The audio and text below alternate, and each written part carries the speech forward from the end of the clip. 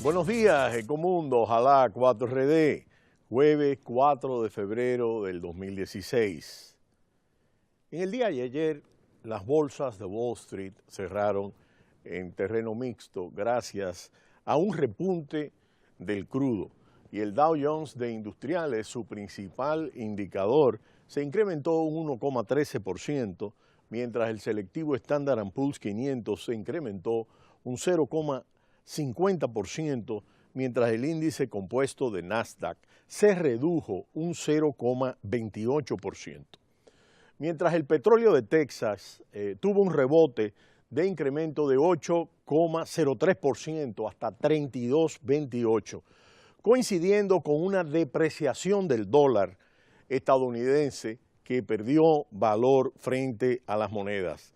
En la sesión anterior, el WTexas de referencia norteamericano había tenido una fuerte caída que había colocado el precio del crudo por debajo de los $30 y en función de esta nueva situación pues hay un rebote pese a que las reservas de Estados Unidos se han incrementado hasta niveles que no se veían hace 6 décadas.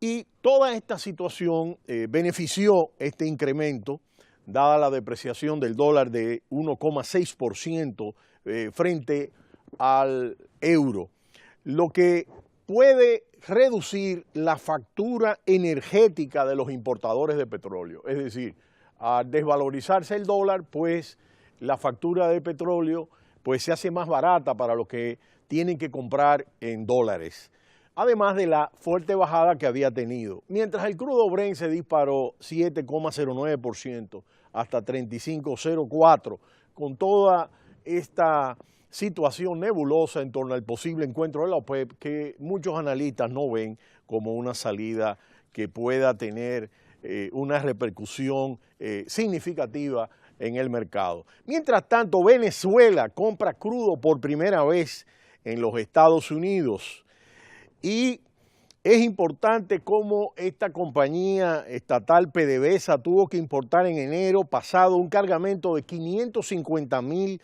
barriles de crudo de Estados Unidos para procesarlo en una de sus terminales en Curazao, en las Antillas holandesas, en un movimiento insólito para un país que es una potencia petrolera y posee las mayores reservas de crudo pesado del planeta en la faja del río Orinoco. La operación que se hizo a través de Citgo Petroleum, la unidad de refinado de PDVSA en Estados Unidos, fue posible porque el gobierno de Estados Unidos levantó en diciembre pasado la prohibición de exportar crudos del país, vigente desde hace 40 años. La venta a Venezuela es la primera que se efectúa en Estados Unidos para atender a un mercado de América Latina y el Caribe. La otra señal que pone de relieve la grave crisis financiera que atraviesa Venezuela es que el dólar ha roto la barrera de los 1.000 bolívares por unidad. Y esto es un tema importante, sobre todo porque comentábamos en Ecomundo cómo el Fondo Monetario Internacional ha tenido que salir en auxilio de muchos de estos países productores de petróleo que son economías emergentes, y es el caso de Azerbaiyán, para el cual prepararon un paquete de 4.500 millones de dólares, ya que dependen un 90% de las exportaciones de petróleo y gas. Es un país que está muy cercano de Irán, y hay que recordar, para aquellos que minimizan el valor de las economías emergentes y de los BRICS, que antes de 1990 estos representaban 20% de la economía mundial y ahora están un poco por encima del 40%. Es decir, que el crecimiento de estas economías sí impacta en el crecimiento de la actividad económica mundial. Y recientemente vimos cómo Irán, en su primera visita oficial a París, hizo una compra de 25.000 millones de dólares a Francia, incluidos aviones Airbus. Vamos arriba, volvemos en breve. Ecomundo, ojalá 4RD.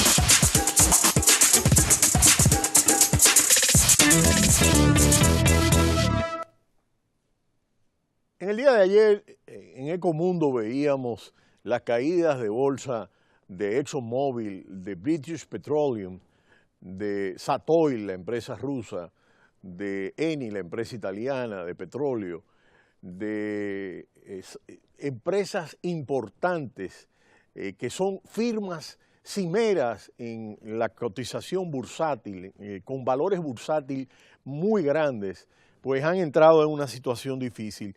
Y es un hecho importante, pese a las altas ganancias que muchas de estas empresas tienen, cómo hay un problema en términos financieros y cómo han comenzado a hacer recortes importantes.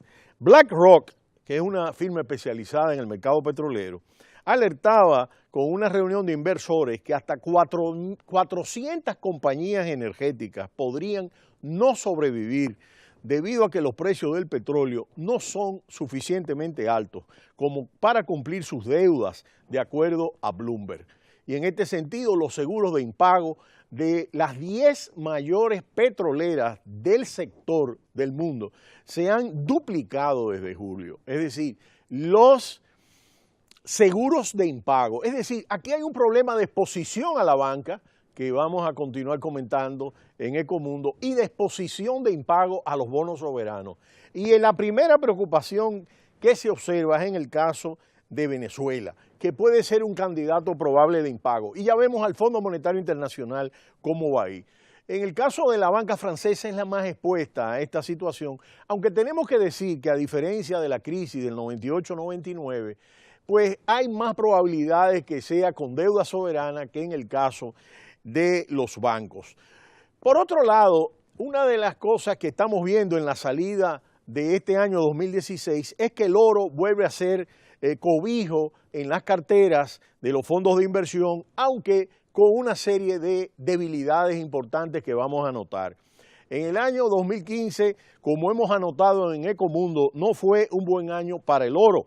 De hecho, ni siquiera en los momentos de pánico, como fue el pinchazo bursátil del 24 de agosto, el metal amarillo consiguió brillar ante la actual volatilidad de los mercados en que ha iniciado el año 2016. Es de los pocos activos que ha subido su estatus como refugio en un contexto deflacionista como el actual, y fue del todo cuestionado, pero al juzgar por el comportamiento que está teniendo el oro en estas primeras sesiones del 2016, podría pensarse, y es el punto de algunos analistas, que pudiera volver a encontrar un hueco, óiganlo bien, en las carteras de los fondos de inversión y de los inversionistas. Por lo menos eso es lo que refleja su comportamiento en lo que va del año. Estábamos viendo que el oro mantenía tendencias bajistas y se estancaron. Y es que el oro no solo consigue ser la materia prima más alcista hasta el momento, en el 2016, gracias a su 2,5% de rentabilidad, sino que además ha logrado cotizar en verde en casi todas las sesiones en que la bolsa lo ha hecho en rojo. Además, por primera vez en mucho tiempo está entrando más dinero del que sale en productos cotizados que replican el comportamiento de este metal. Sin embargo, aunque la inversión en oro pudiera volver a tener sentido como protección de las carteras, los fundamentos siguen sin apoyar la inclusión de este metal pensando en mediano y largo plazo. El primero de estos fundamentos es la demanda. Según datos de World Gold Council, en el tercer trimestre del 2015 se demandaron 4.417 millones de dólares en oro, un 6% menos que en el mismo trimestre del 2014, a causa sobre todo de la caída de la demanda para joyería, fundamentalmente de China e India, y la tecnología y los bancos centrales, y a pesar del repunte del 11% que experimentó la demanda de oro como inversión. Y en el segundo aspecto de fundamento en el que se apoya el oro es la inflación. Y ahora lo que estamos viendo es poca inflación, más bien una tendencia a la deflación, lo que nos dice que esta tendencia tiene un límite muy concreto, esta tendencia de mejoría de los precios del oro, sobre todo teniendo en cuenta que el recorrido que le espera el petróleo sigue siendo a la baja. Y el tercero es el dólar, la fortaleza del dólar y sobre todo la subida de los tipos de interés en los Estados Unidos. En el día de ayer, al mismo tiempo, se presentaron unos indicadores que vamos a comentar en Ecomundo sobre el índice de compras en la eurozona, que presenta para enero una tendencia de desaceleración y cómo el mercado de salida de nuevas compañías a bolsa a principios del año se ha estancado. Ha sido muy fría la salida de nuevas empresas a bolsa para financiarse y sabemos que en los Estados Unidos este es un mecanismo muy importante de financiación de las empresas a diferencia de la Unión Europea. Pero será hasta mañana cuando volveremos en Ecomundo, ojalá 4RD. No le cambie, cita cultural.